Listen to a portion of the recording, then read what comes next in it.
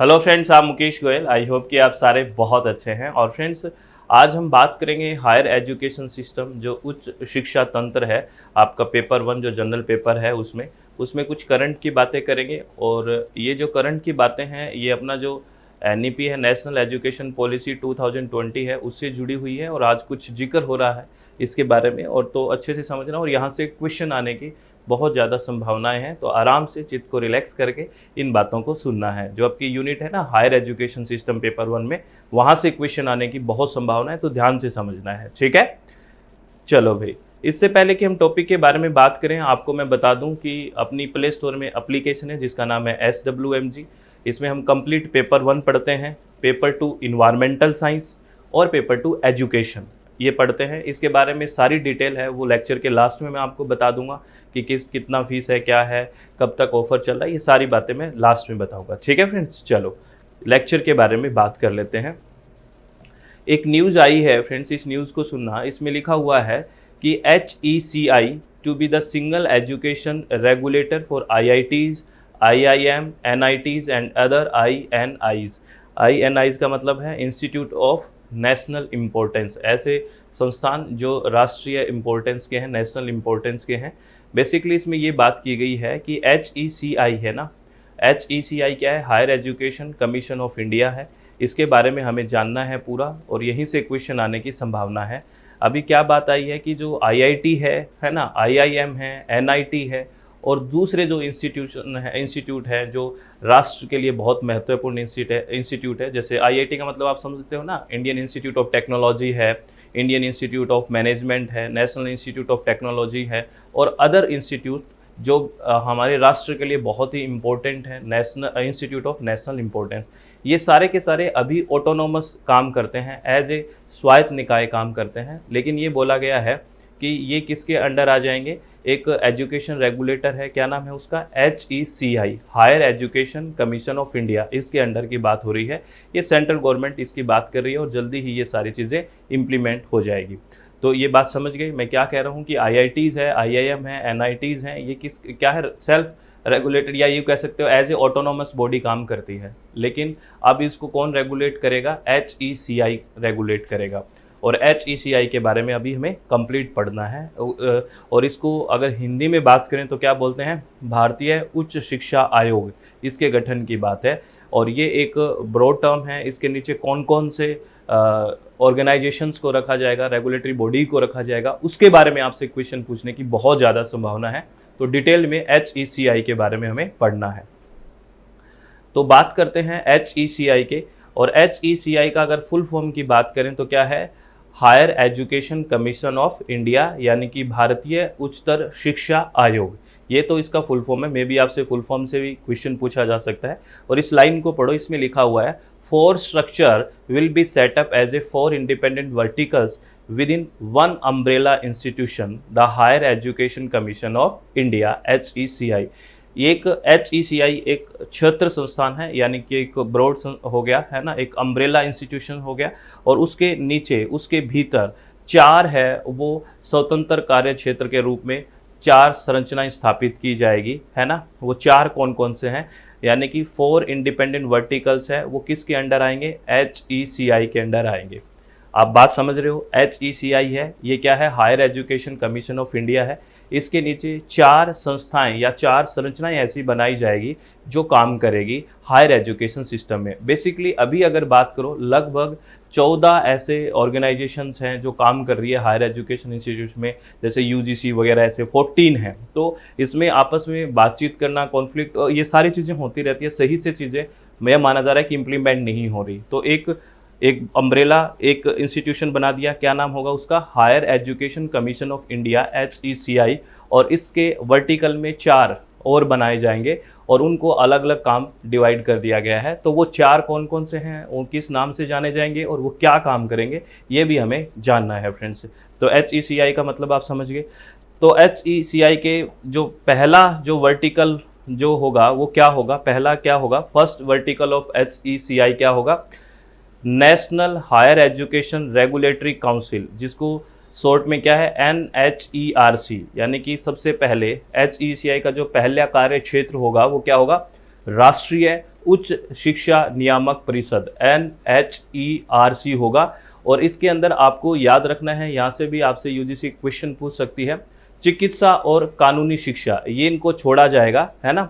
Basically ये include इसमें नहीं किया जाएगा, और अदर ऑर्गेनाइजेशन उनका जो करेगी किसका, जो कानूनी शिक्षा है और जो चिकित्सा है वो उसको छोड़ के अदर को ये रेगुलेट करेगा। ये आपको ध्यान रखना, और ये क्या काम करेगा इसको भी ध्यान रखना है। बेसिकली इसमें लिखा हुआ है, it will function as the common single point regulator for the higher education sector including teacher education and excluding medical and legal education. वही मैं बात कर रहा हूँ कि चिकित्सा और कानूनी शिक्षा को छोड़ के, है ना, शिक्षक शिक्षा सहित, इसमें शिक्षक की शिक्षा सहित उस शिक्षा के लिए सामान्य एकल बिंदु नियामक के रूप में ये कार्य करेगा। कौन? NHERC। ठीक है, और थोड़ा सा इसके बारे में और अच्छे से डिटेल में जान लेते हैं, लेकिन आपको ये याद रखना है यहाँ पे कौन कौन से छोड़ा जाएगा। एक तो मेडिकल और एक लीगल जो एजुकेशन है उसको एक्सक्लूड रखा गया है, बाहर रखा गया है। ये आपसे पूछा जा सकता है कि किसको बाहर रखा गया है बेसिकली।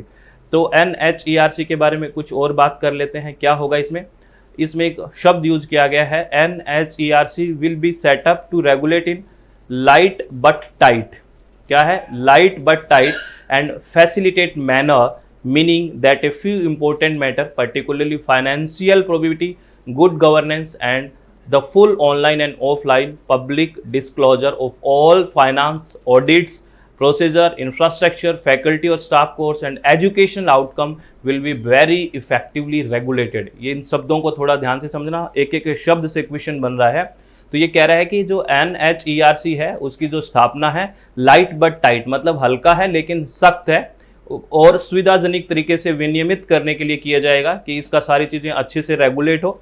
जिसका क्या अर्थ है, क्या मतलब है? इसका मतलब है कि कुछ महत्वपूर्ण मामले, बहुत इंपॉर्टेंट जो मामले हैं, मैटर हैं, जैसे वित्तीय ईमानदारी है, सुशासन है, और सभी जो वित्त हैं, ऑडिट है, जो भी चीज़ें हैं ऑनलाइन ऑफलाइन, सार्वजनिक स्व प्रकटीकरण की बात है, जो भी संकाय है, कर्मचारी है, पाठ्यक्रम और शैक्षिक परिणामों को बहुत ही प्रभावी ढंग से विनियमित किया जाएगा, रेगुलेट किया जाएगा। किसके द्वारा? NHERC के द्वारा। ये आपको ध्यान रखना है। और इसमें एक शब्द है ना, लाइट बट टाइट, यानी कि हल्का है लेकिन सख्त वाली बात है, इसमें आपको ध्यान रखना है। ये फर्स्ट है, किसके अंडर है ये हमने बात की ना। क्या पढ़ रहे हैं हम बेसिकली, याद है आपको? हम पढ़ रहे हैं HECI यानी कि higher education commission of India है, उसके नीचे चार कौन कौन सा होगा। पहला तो हो गया NHERC हो गया, उसके बाद सेकंड क्या है? NAC, NAC। सेकंड क्या है? NAC, जिसको क्या है? ए मेटा एक्रीडेटिंग बॉडी है, इसको क्या बोला है? NAC, नेशनल एक्रीडेशन काउंसिल, जो अभी आप इसके बारे में तो जानते ही हो। HECI का दूसरा कार्य क्षेत्र एक मेटा मान्यता प्राप्त निकाय होगा जिसे राष्ट्रीय प्रत्यायन परिषद कहा जाएगा, NAC कहा जाएगा। और इसके नाम से ही पता है आपको, इसमें ये काम करेगा एक्रीडेशन का। एक्रीडेट करते हैं ना कि A grade, B grade, A+ grade, तो एक्रीडेशन का काम किया जाएगा। और ये बेस्ड किसके होगा? ये बेसिक नॉर्म्स पे बेस्ड होगा, है ना। इसमें पब्लिक सेल्फ डिस्क्लोजर होगा, गुड गवर्नेंस एंड आउटकम, ये सारी चीज़ें देखी जाएगी, उसी के बेस पे एक्रीडेशन किया जाएगा। तो सेकंड वर्टिकल कौन है HECI का?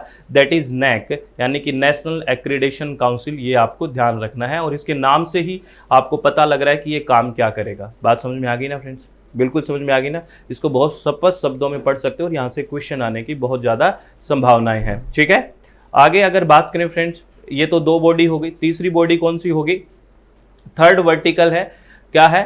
That is HEGC। इनकी फुल फॉर्म्स भी आपको याद रखनी है, ये फुल फॉर्म्स भी पूछी जा सकती है। HEGC क्या है? Higher education grants council. तो इसके नाम से ही समझ रहे हो, ग्रांट्स की बात हो रही है। जैसे अभी UGC का ये काम है ना, यूनिवर्सिटी ग्रांट कमीशन, UGC का काम है, लेकिन इसके बाद किसका हो जाएगा? ये HEGC। ये पूछा जा सकता है, that is higher education grants council, यानी कि उच्च शिक्षा अनुदान परिषद। तो ये क्या है? Which will carry out funding and financing of higher education based on transparent criteria. Basically ये वित्त पोषण करेगा, पारदर्शी मानदंडों के आधार पे इसका काम होगा वित्त पोषण करना। तो ये थर्ड है, किसके अंदर? HECI के अंडर। थर्ड हो गया वर्टिकल, याद रखना है, बहुत इंपॉर्टेंट है। अब चौथा कौन सा है? फोर्थ कौन सा है? फोर्थ है GEC। ये GEC क्या है? General education council. ये क्या है? सामान्य शिक्षा परिषद है, that is general education council. ये क्या करेगा? which will frame expected learning outcome for higher education program also referred to as graduate attributes। Basically ये कह रहा है which will frame expected learning outcome, कि हम कुछ लर्निंग करवा रहे हैं तो हमारा कुछ आउटकम भी चाहते हैं ना कि इसके ये परिणाम आए, तो ये फ्रेम तैयार करेगा किसके लिए, एक्सपेक्टेड लर्निंग आउटकम्स के लिए। तो ये लिखा हुआ है जो उच्च शिक्षा कार्यक्रमों के लिए अपेक्षित सीखने के परिणामों को तैयार करेगा, जिसे स्नातक गुण भी कहा जाता है, जिसको क्या कहा जाता है, ग्रेजुएट एट्रीब्यूट भी बोला जाता है। ठीक है, और इसमें एक बहुत इंपॉर्टेंट बात है और उनकी फुल फॉर्म भी आपसे पूछी जा सकती है, that is NHEQF and NSQF। ये क्या बोला गया है इसमें, देखिए ये कह रहा है NHEQF का फुल फॉर्म क्या है, national higher education qualification framework will be formulated by the GEC के द्वारा क्या फॉर्मुलेट किया जाएगा, NHEQF। ये क्या है, national higher education qualification framework, and it shall be in sync with the national skill qualification framework. और ये किसके साथ सिंक किया जाएगा, NSQF के साथ, to ease the integration of vocational education into higher education. जो हमारा उच्च शिक्षा है उसमें वोकेशनल एजुकेशन यानी कि व्यवसाय शिक्षा को अच्छे से एकीकरण करने के लिए इनकी स्थापना की जाएगी, फ्रेम किया जाएगा, फॉर्मुलेटेड किया जाएगा किसका, NHEQF का, और इसको सिंक्राइनाइज किया जाएगा किसके साथ, NSQF के साथ। इनकी फुल फॉर्म भी आपसे पूछी जा सकती है, ये याद रखना। सीधा सा लिखा हुआ है ना, GEC द्वारा एक राष्ट्रीय उच्च शिक्षा योग्यता फ्रेमवर्क तैयार किया जाएगा और यह उच्च शिक्षा में व्यावसायिक शिक्षा के एकीकरण को आसान बनाने के लिए राष्ट्रीय कौशल योग्यता फ्रेमवर्क के साथ समन्वित होगा। ये आपको समझ में आ गई होगी बात फ्रेंड्स, बताओ कोई डाउट है? बहुत बेसिक सी बात है। हमने बात की है कि भारत का जो उच्च शिक्षा परिषद होगा उसके अंडर 4 वर्टिकल कौन कौन से होंगे। ये आपको जो आज बहुत सारी जो बॉडीज़ दिखती है, रेगुलेटरी बॉडीज़ दिखती है लगभग 14, उनको हटा के इधर की बात की जा रही है कि बहुत ज़्यादा आपस में कम्युनिकेट नहीं होने की वजह से कॉन्फ्लिक्ट्स वगैरह हो जा रहे हैं इसी बात में। और शुरुआत में हमने पढ़ी है कि IIT, IIM है, NITs हैं, ये इसी के अंडर आ जाएगी, है ना, higher education commission of India के अंडर। अभी वो क्या है, ऑटोनॉमस की तरह काम कर रही है बेसिकली। और एक नोट है, वो भी आपको बहुत अच्छे से नोट को संभाल के रखना है, ये बहुत इंपॉर्टेंट है मेरे हिसाब से, ये क्वेश्चन आने की पूरी संभावना है। बेसिकली आपको पता है IIT हमारे देश में है, इंडियन इंस्टीट्यूट ऑफ टेक्नोलॉजी, तो first IIT campus outside of India होगा। वो कहाँ पे होगा, वो होगा Zanzibar, which is in Tanzanian archipelago off coast of east Africa. Basically जो पूर्वी अफ्रीका के तट पर एक तंजानिया द्वीप समूह है, तंजानिया के जंजाबिर में क्या बनेगा, भारत से बाहर IIT बनेगा, है ना। IIT मद्रास है ना, जो IIT मद्रास की बात है, उसका जो कैंपस है वो इंडिया के बाहर बनेगा। और कहाँ बनेगा, वो बनेगा तंजानिया के जंजाबिर में। याद रखना है, जंजीबार जो है तंजानिया का जो पूर्वी तट में है अफ्रीका के, वहाँ पे बनेगा भारत का पहला IIT कैंपस, IIT मद्रास का कैंपस आउट ऑफ इंडिया। तो ये भी आपसे पूछा जा सकता है कि भारत से बाहर पहला IIT campus out of India कहाँ बनेगा और किसका, IIT मद्रास का कैंपस बनेगा। ये भी आपके लिए बहुत इंपॉर्टेंट है। तो ये बातें आपको करंट में जोड़ के हायर एजुकेशन सिस्टम में याद रखनी है, वो बहुत इंपॉर्टेंट बातें। अब मैं बात कर लेता हूँ कि हम SWMG एप्लीकेशन में कौन कौन से पेपर पढ़ते हैं और क्या क्या आपके ऑफर्स हैं, कितनी फ़ीस है, कैसे कैसे क्लासेस होगी। अगर आप सुनना चाहते हैं तो ये आराम से आप सुन सकते हैं। ठीक है, आपको मैं बता देता हूं कि प्ले स्टोर में अपनी एप्लीकेशन है जिसका लिंक डिस्क्रिप्शन बॉक्स में भी दिया गया है और वहां पे नंबर भी है, व्हाट्सअप करके कुछ डिटेल मांग सकते हो। बेसिकली हमारे प्ले स्टोर में एक एप्लीकेशन है जिसका नाम है SWMG। ये एप्लीकेशन है, इसको आप इंस्टॉल करोगे और रजिस्टर नाउ पे क्लिक करना है। उसके बाद आपका नाम, आपका फ़ोन नंबर, आपका ईमेल एड्रेस और यहाँ पे क्रिएट योर सेल्फ पासवर्ड, कोई भी पासवर्ड इस ऐप के लिए आप बना सकते हो। फिर रजिस्टर नाउ पे क्लिक करोगे और कोर्स पे क्लिक करोगे तो आप कोर्स ज्वाइन कर सकते हैं। और कौन कौन से कोर्स हैं यहाँ पे, कंप्लीट पेपर 1 हिंदी और इंग्लिश माध्यम में पढ़ाया जाता है, बिल्कुल ध्यान में रखते हुए अपडेटेड चीज़ों को। लाइव क्लासेस भी होती है, लाइव प्लस रिकॉर्डेड क्लासेस हैं। अगर कोई डेली लाइव आना चाहता है और रिकॉर्डेड भी लेना चाहता है उसके लिए भी क्लासेस है। ओनली रिकॉर्डेड सेशन है जिसमें कंप्लीट 10 की 10 यूनिट्स भी मिलेगी, तो आप विलिंग है वो ज्वाइन कर सकते हैं। अगर आप ओनली रिकॉर्डेड सेशन ऑफ करते हैं तो ये जो हमारा ऑफ़र है ये पहले 2 जुलाई तक था, अब ऑफ़र का डेट क्या है मैं बता देता हूँ, 20 जुलाई तक। 20 जुलाई तक ऑफ़र है ये आपका। आप अगर रिकॉर्डेड बैच ज्वाइन करते हो तो 3375 का है 25% ऑफ के साथ। ये 20 जुलाई तक ऑफ़र है फ्रेंड्स।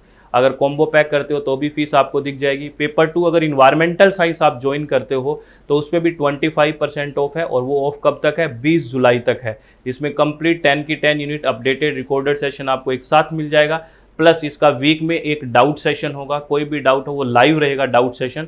और पेपर 1 और पेपर 2 दोनों अगर आप ज्वाइन करना चाहते हैं इन्वायरमेंट साइंस और पेपर 1, तो उसका फीस है 8662 रुपीज़, और ये वैलिडिटी 6 मंथ की रहेगी इसकी। और ये ऑफर जो 29% ऑफ है, ये कब तक है, ये 20 जुलाई तक है। कब तक है, 20 जुलाई तक। और अभी हमने एक पेपर एजुकेशन भी लॉन्च किया है फ्रेंड्स, एजुकेशन पेपर 2, ठीक है। उसका जो ये फीस का स्ट्रक्चर है, ये 25% जो ऑफ है, अगर ओनली आप एजुकेशन करते हो तो ये ऑफर है 25 जुलाई तक। आपको पहली क्लास एजुकेशन की मिलेगी 25 जुलाई को। आपको हर डेली एक रिकॉर्डेड सेशन मिलेगा, पेपर 2 की बात कर रहा हूँ एजुकेशन की, और वीक में एक डाउट सेशन होगा, स्मार्ट स्टडी होगी। आपको वीडियो मिला, आपने वहाँ पे आस्क योर डाउट का एक ऑप्शन होगा, आपने डाउट लिखे, जितने भी पेड बच्चे हैं, पेड यूजर्स हैं, वो डाउट लिखेंगे, उन डाउट्स को इकट्ठा किया जाएगा, फिर वीक में एक बार लाइव आके पेड यूजर्स के साथ वो डाउट्स डिस्कशन किए जाएंगे। तो बिल्कुल स्मार्ट स्टडी रखी गई है यहाँ पे।